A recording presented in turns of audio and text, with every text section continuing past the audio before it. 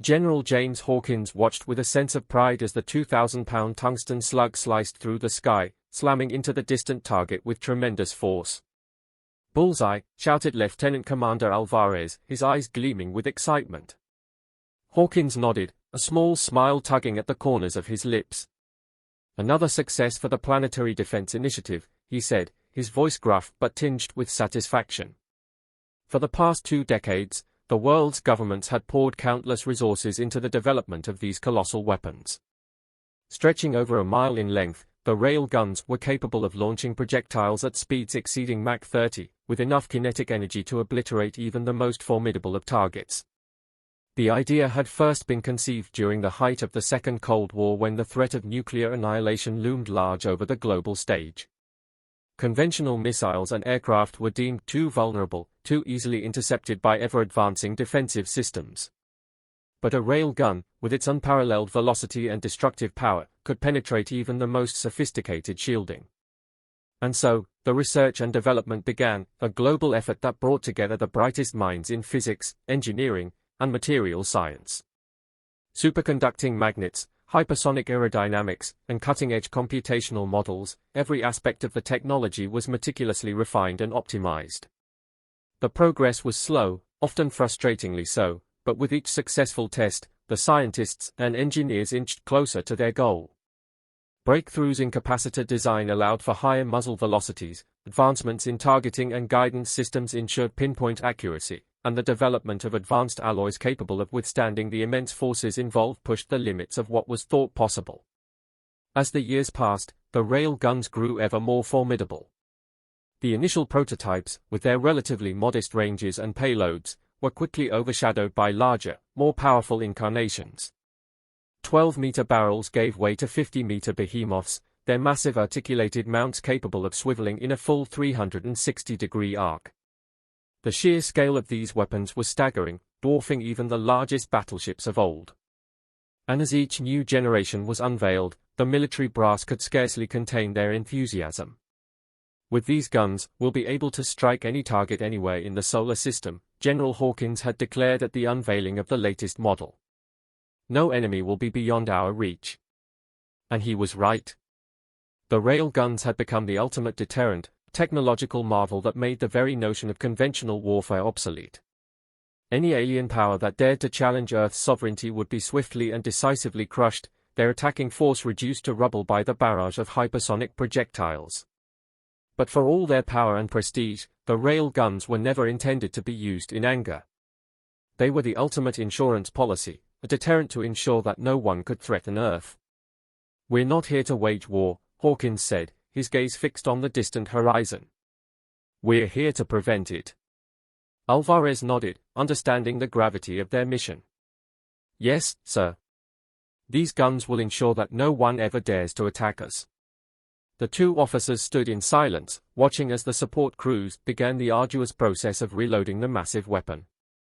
It was a delicate, meticulous task, requiring the coordination of dozens of highly trained technicians. "How many of these things do we have now?" Alvarez asked, his eyes scanning the sprawling military complex. 28, Hawkins replied, his voice tinged with a hint of pride, and another dozen under construction around the world. Alvarez whistled, his eyebrows raised in surprise. "Guess the brass is really serious about this whole planetary defense thing." Hawkins chuckled, a rare display of mirth. "You have no idea." Indeed, the scale of the Planetary Defense Initiative was staggering. Across the globe, similar complexes had sprung up, each one housing its own formidable array of rail guns. Some were larger, some were smaller, but all were united in their purpose, to safeguard the Earth from any potential threat.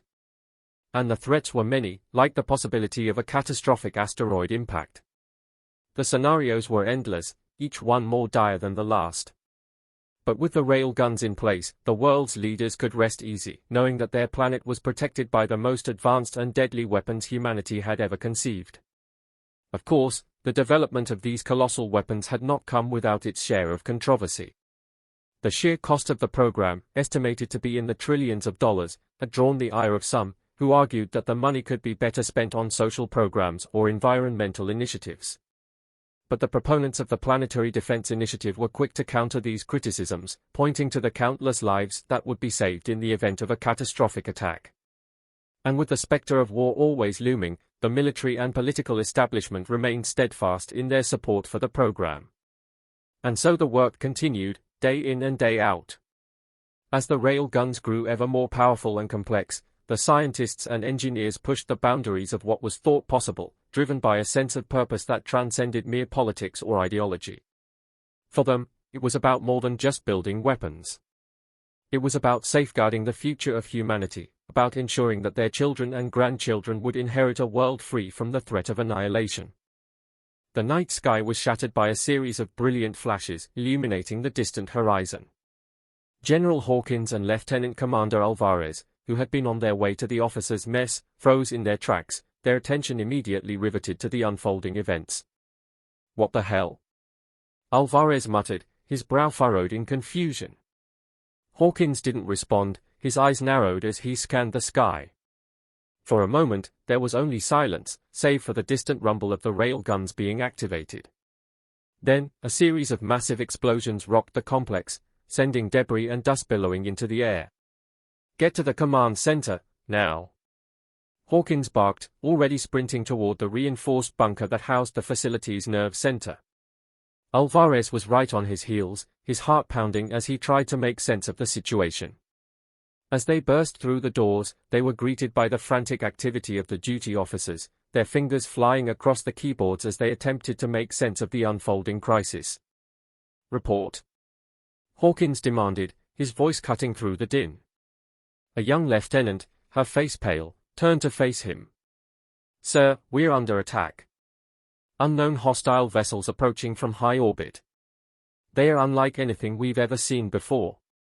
Hawkins felt a chill run down his spine. "Hostile vessels? How many?" "At least a dozen, sir. They seem to be heavily armed, but our rail guns are engaging them as we speak." Alvarez stepped forward. "Have we made contact? Tried to communicate?"